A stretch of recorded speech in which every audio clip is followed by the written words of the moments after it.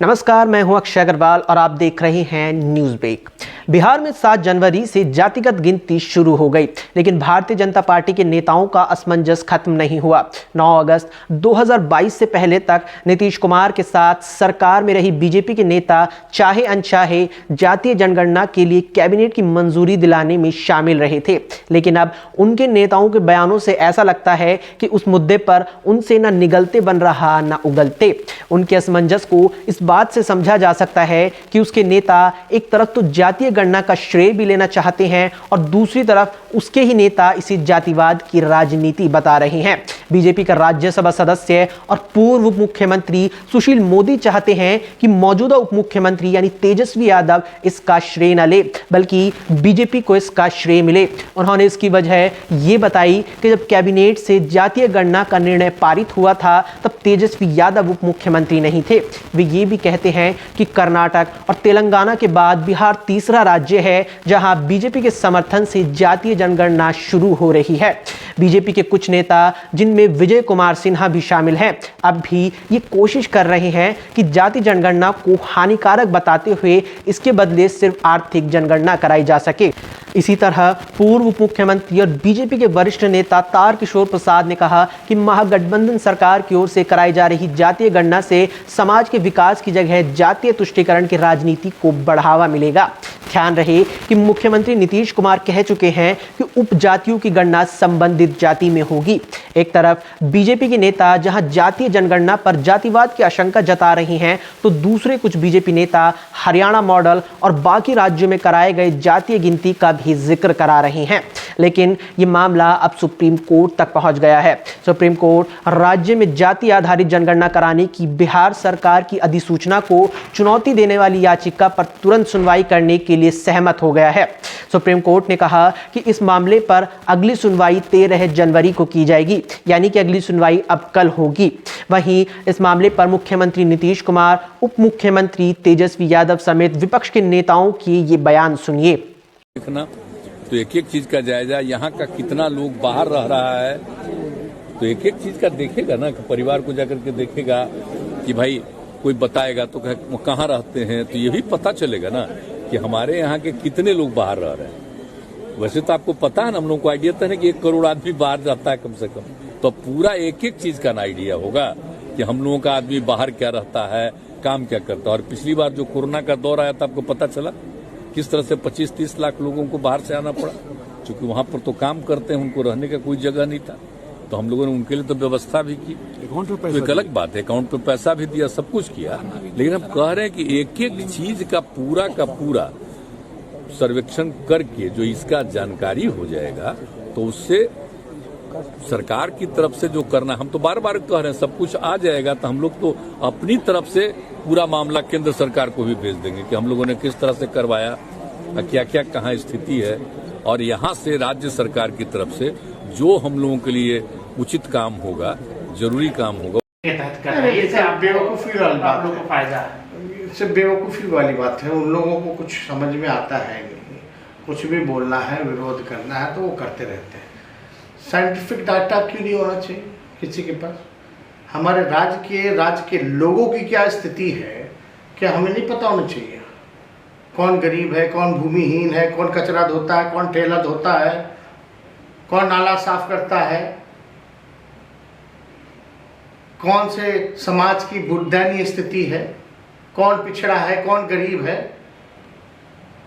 ये पता नहीं होना चाहिए। जब पता ही नहीं होगा तो आप कौन सी दिशा में काम कीजिएगा? तो डेटा तो हमेशा से फायदा करता है, लाभकारी होता है। इतना तो कॉमन सेंस भाजपा के लोगों को होना चाहिए।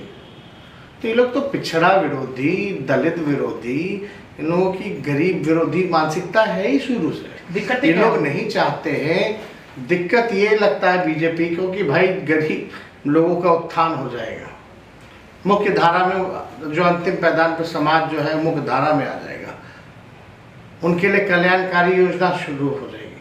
तो ये सब तो अमीरों की पार्टी है ना। कहाँ विरोध किया हमने? जिस मंत्रिमंडल में बीजेपी शामिल थी उसी ने तो फैसला किया। उस मंत्रिमंडल में क्या राष्ट्रीय जनता दल शामिल था, कांग्रेस शामिल थी? 2 जून 2022 को बिहार के मंत्रिपरिषद ने जो फैसला किया उसमें भारतीय जनता पार्टी के भी मंत्री शामिल थे और हम ही लोगों के समर्थन देने के बाद ये कास्ट सेंसस का निर्णय हुआ।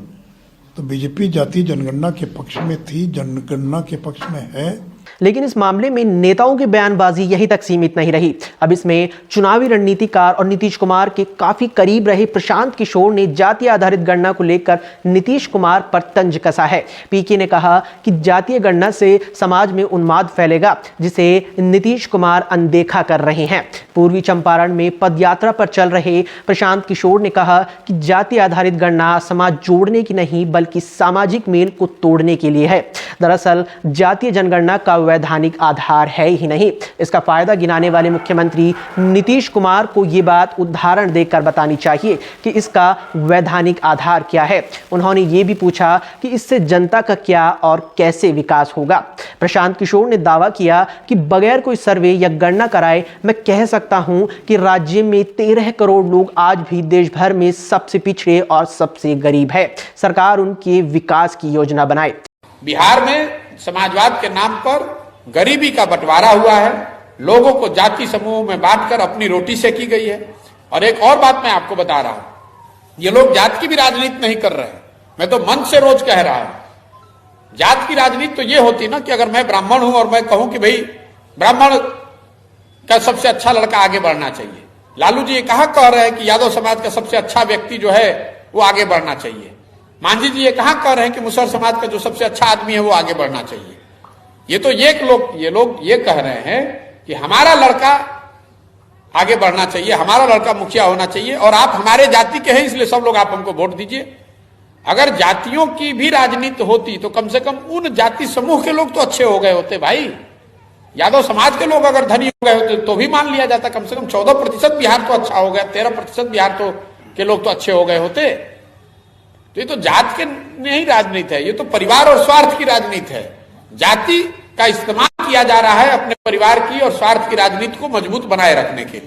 वहीं ये मामला सुप्रीम कोर्ट पहुंचा तो इससे नाराज जेडीयू के राष्ट्रीय अध्यक्ष ललन सिंह ने बीजेपी पर जोरदार हमला किया है। साथ ही इसे बीजेपी का जातिगत जनगणना में अड़ंगा डालना बताया है। एक के बाद एक लगातार 3 ट्वीट कर ललन सिंह ने लिखा कि जब राष्ट्रीय स्तर पर जातीय जनगणना की मांग को केंद्र सरकार ने नामंजूर कर दिया था तब 6 महीना तक अड़ंगा लगाने के बाद भी नीतीश कुमार और तेजस्वी यादव के दबाव में बिहार सरकार को अपने खर्च पर जनहित में जातीय गणना कराने की मंजूरी मिली थी।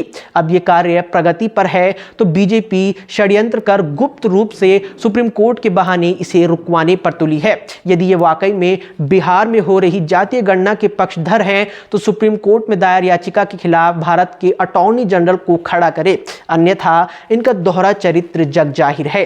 अब देश के सामने एक ही विकल्प है कि 2024 में बड़का झुट्टू पार्टी यानी बीजेपी मुक्त भारत हो। आपको बता दें कि बिहार में जातिगत जनगणना का मामला सुप्रीम कोर्ट पहुंच गया है। जातिगत जनगणना कराने के बिहार सरकार के फैसले को सुप्रीम कोर्ट ने चुनौती दी गई है। इसके खिलाफ दायर याचिका में 6 जून को राज्य सरकार द्वारा जारी नोटिफिकेशन को रद्द करने की मांग की गई है। बिहार के रहने वाले एक युवक जिनका नाम अखिलेश कुमार है, उन्होंने ये याचिका दाखिल की है। सुप्रीम कोर्ट मामले की सुनवाई 20 जनवरी को करेगा, लेकिन बिहार में जातिगत जनगणना के शुरू हुई इसका असर यूपी तक पहुंच गया और भीम आर्मी के चीफ चंद्रशेखर आजाद समाजवादी पार्टी के प्रमुख अखिलेश यादव से मिलने पहुंच गए। निकाय चुनाव में ओबीसी आरक्षण को लेकर पहले ही बीजेपी पर हमलावर विपक्ष अब जातीय गणना को हथियार बनाकर योगी सरकार पर दबाव बनाने की रणनीति पर काम कर रहा है। शनिवार को भीम आर्मी प्रमुख चंद्रशेखर आजाद रावण ने इसी को लेकर समाजवादी पार्टी के राष्ट्रीय अध्यक्ष अखिलेश यादव से मुलाकात की, जिसके बाद चंद्रशेखर आजाद ने मुलाकात की फोटो ट्वीट कर अपने इरादे भी साफ कर दिए। चंद्रशेखर ने अखिलेश के साथ मुलाकात के बाद कहा कि जो बिहार में जाति गणना हो रही है तो इसे पूरे देश में क्यों नहीं कराया जा सकता। उन्होंने ये भी कहा कि यूपी चुनाव में बीजेपी द्वारा साजिश करके छीनी गई ओबीसी आरक्षण की लड़ाई में हम पिछड़े भाइयों के साथ खड़े हैं। इन मुद्दों पर विपक्ष एकजुटता के तहत जन आंदोलन की तैयारी कर रहा है। इसी को लेकर अखिलेश यादव जी से आज चर्चा की गई। चंद्रशेखर के रुख से साफ है कि निकाय चुनाव से पहले ओबीसी आरक्षण पर जातीय गणना को लेकर विपक्ष बीजेपी पर चौतरफा दबाव बनाने की तैयारी कर रहा है। अखिलेश यादव निकाय चुनाव पर हाईकोर्ट का फैसला आने के बाद से ही ओबीसी को लेकर योगी सरकार या कहे कि उत्तर प्रदेश की बीजेपी सरकार पर हमलावर है। शनिवार को ओबीसी और आरक्षण को लेकर अखिलेश यादव ने सरकार पर हमला बोला था। जातिगत गणना होना बिहार और देश के लिए कितना सही है, ये आप कमेंट करके हमें बताइएगा।